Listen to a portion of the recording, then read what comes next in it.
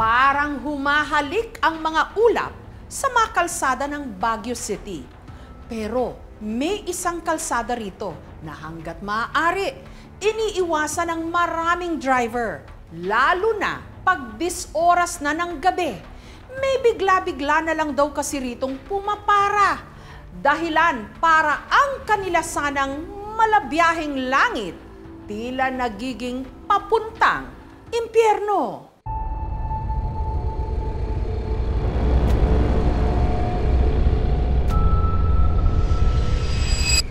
Kuya, okay lang po sa Luwakan Road, papahatid. Sa may, second cemetery.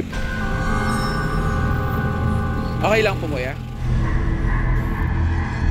Pag dumadaan kayo dito sa Luwakan, kamusta yung pakiramdam?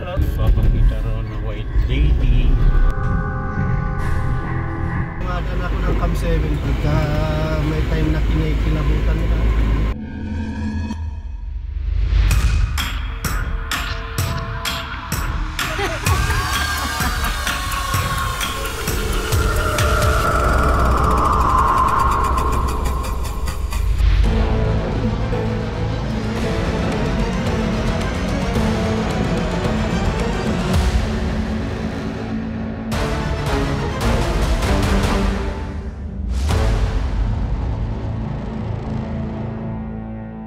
Yung Luwakan Road kasi parang main road papuntang PMA sa may mga call centers. Lalo na pag madaling araw, doon po kami dumadaan.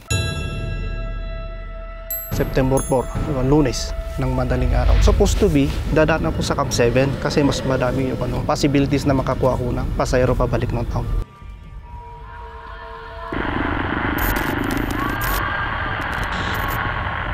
Pagka daan ko ng Luwakan Road, malapit po doon yung Philippine-American Cemetery.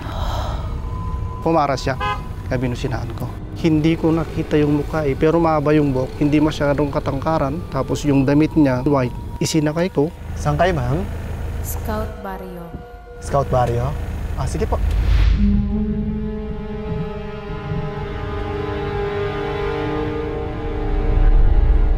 Habang nagdadrive, pagtingin ko sa rear mirror,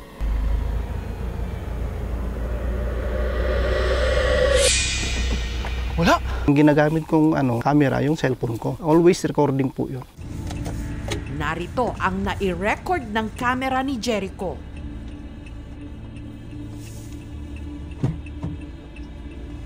Saan po kayo, ma'am? Scout Barrio? Sige pa. Walang nakitang pumasok sa camera, pero sa mata ko, kita-kita ko po.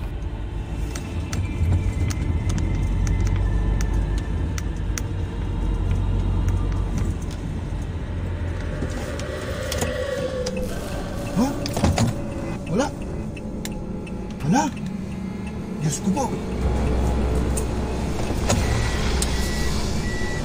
Wala. Multa tayo nasakay ko ah.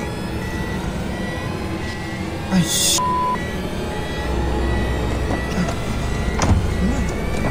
wala. Multo yung nasakay ko. Habang tumatakbo po yung taxi, papunta po ako dito. Nakita ko po siya dito pumara. Saan po kayo, ma'am? Scout Barrio? Sige pa. Paano ako yung magbubukas? Hawak sa manubela, yung isa, tapos yung isa dito saan? Cambio. May nagsabi din, tali. Kung tali naman yun, hindi mo mahihila agad yun. Hindi na ako dadaan sa Luwakan Road, lalo na pag mag-isa ko. Multa tayo nasakay ko ah! Luwakan Road, taken from the name of a grass that is called Duwakan. In 1905, Antamok Mines was opened, and to come to the city, they have to pass through Luwakan Road. So it was during those times that pavements were already started being set up. Sikat na sikat ang Luwakan kasi yun ang daan na papunta ng Janhay. Full of pine trees yun. Sa entrance ng Camp Janhay, about 200 meters, century old na yon noon, yung pine tree na nakagitna sa Luwakan Road. Nakapwesto mismo sa gitna ng kalsada. So obstruction talaga siya. Noong 2002, nagdesisyon na ang city na putulin yun. Bago namin pinutol yun, nag-offer muna kami ng isang manok. Yun ang pamahiin ng mga Igorot na pag matanda ang isang punong kahoy, may nakatira na hindi natin nakikita. Ditong punong ito, Kailangang matanggal. Nagputol din siya sa Quezon Hill, tapos na-disgrasya.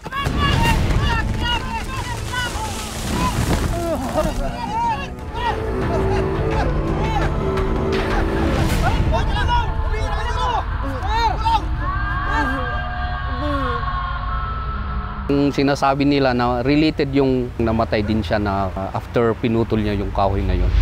Pagpasok sa Kilometer 2 ng Luwakan Road, doble ingat na raw ang mga motorista. Bukod kasi sa masukal ang parteng ito ng kalsada, di umano, may madalas din ditong tumatawid na babaeng nakaputi.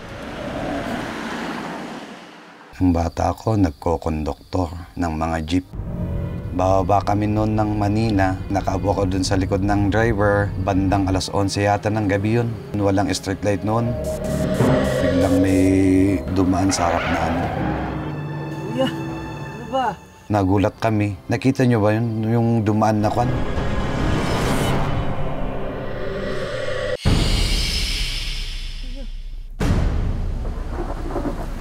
Nasa tabi po ako ng jeepney driver. May pumara na tunog babae yung boses. Bilisan na ho, nakaharap tayo sa kalsada. Kuya, wala naman hong pumapara eh. Nagulat ako na may pumara. Wala naman talagang masyadong bumababa doon.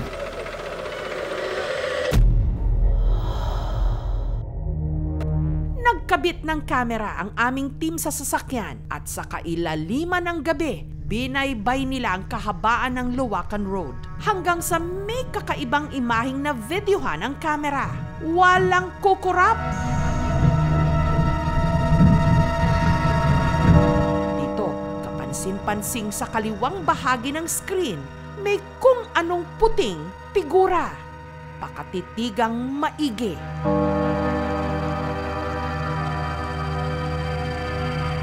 Binalikan ng aming team ang eksaktong spot kung saan na-videohan ang imahe. Pero wala silang nakita na poste, tao o anumang puting bagay na naroon nung mga oras na yon.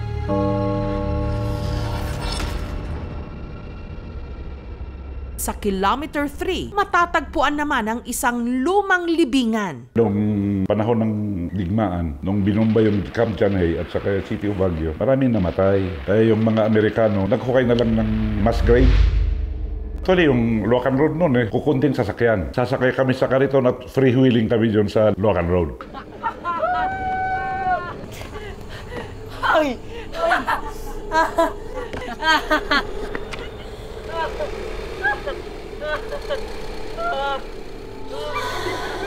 Bakit?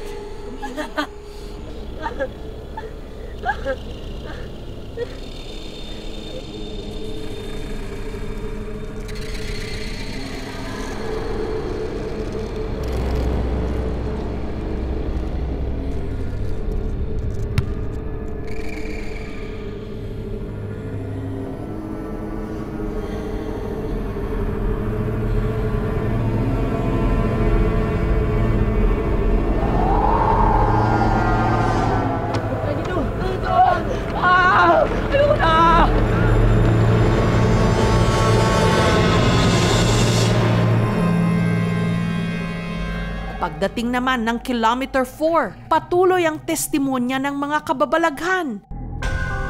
Bumaba po ako galing sa work, alas 11 ng gabi. Pababa po ako mga 50 meters from the highway. Titingin uli ako sa highway, nakikita ko yung mga sasakyan na dumadaan. Pero pagtingin ko sa daan ko, hindi ko talaga makita.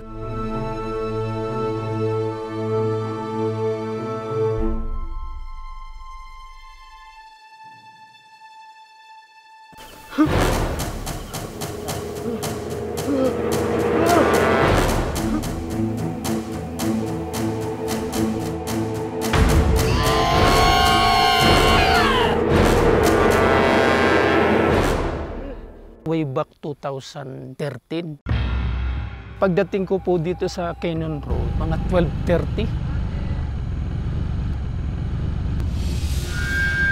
Bigla siyang sumakay sa likod ko. Talagang gumanon ang ano.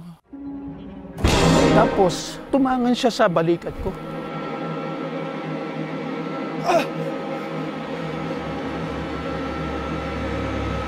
For the Lord is my tower. In the name of Jesus, please guide me. Kinanta ko talaga yung For the Lord is my tower. And then sinabayan ko pa ng salitang In the name of Jesus. Pero sino nga ba ang di umano white lady na nagpapakita sa Luwakan Road? At bakit madalas sa mga lalaki siya nagpaparamdam?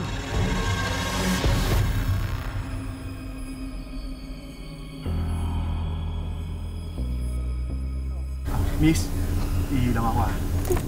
Kuya, dito yung sa amin. Kuya, saan ko pupunta?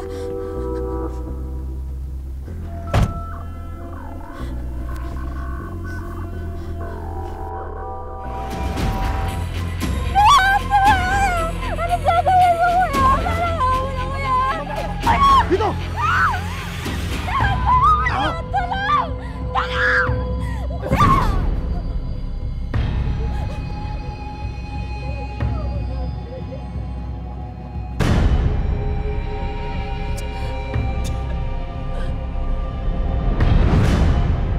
Ang kwento noon, yung babae daw na paseros, parang rinip ata ng taxi driver. Kaya musling nagpapakitaan niya mga taxi. Multa ata yung nasakay ko ah. Ay,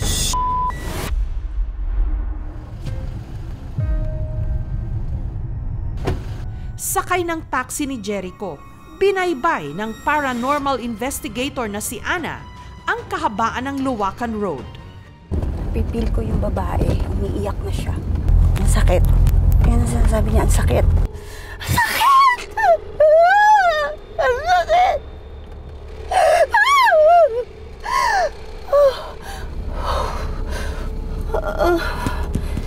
Okay lang po kayo, Miss Ana?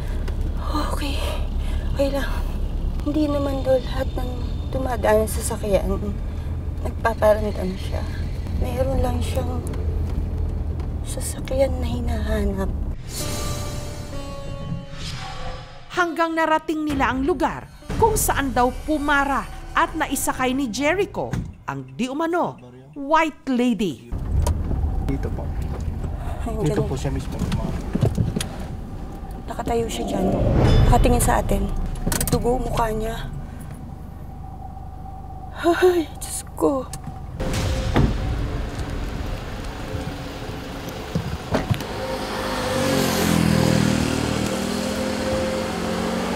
Kuya, nagkataon lang na nasakay sa'yo kasi yung aura mo kahawig nung lalaking hinahanap niya. Paupo siya dyan. Katingin sa akin. Sa kalagitnaan ng pag-uusap ng dalawa, si Jericho nataranta. Ano po nangyari? Sir, bakit po? Ano nangyari? Ano po? Sabi, huwag na po siyang sumama sa akin. Oo, sige. Akong bahala.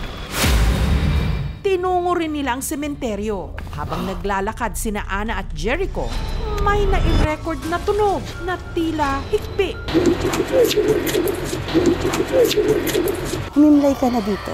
Yayakapin ka daw niya. Saan na? Okay po. Susunod na. Naghahanap siya ng lugar na pwede niyang stayan. May mga lapid lang.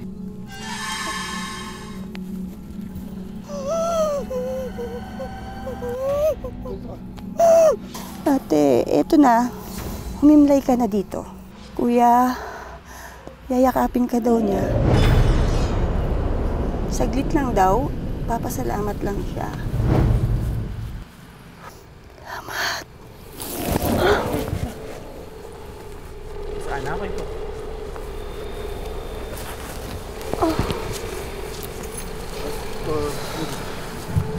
May ka na? Oh, Diyos ko. Ganun yung itsura niya eh. Ikaw magsindi. Ayun ate, nandyan ka na. May himlayan ka na.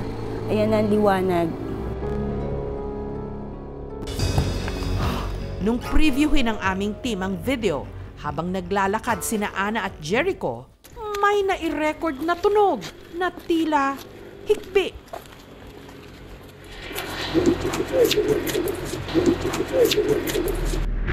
mataas yung palo ng mga tao na sa paligid. Pero yung pagkakita natin doon sa waves nung iyak, parang halos wala. Pero naririnig pa rin natin. Unusual siya kasi parang hindi ganun kalakas yung sound waves niya. Rinig na rinig mo yung pag-iyak ng babae. For me, unexplainable siya.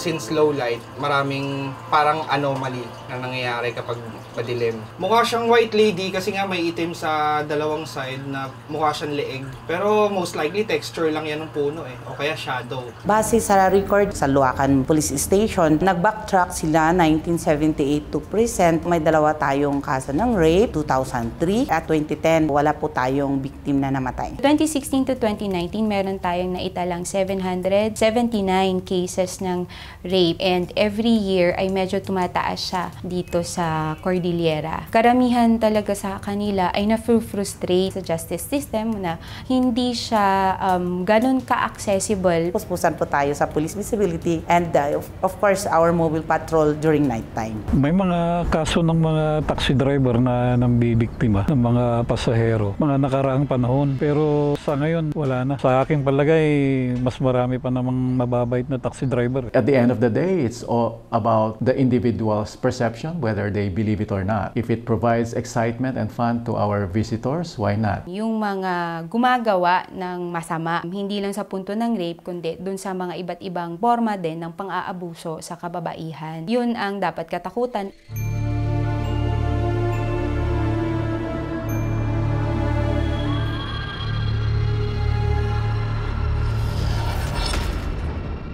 Thank you so much mga kapuso. Kung nagustuhan niyo po ang videong ito, subscribe na sa GMA Public Affairs YouTube channel. Don't forget to hit the bell button for our latest updates.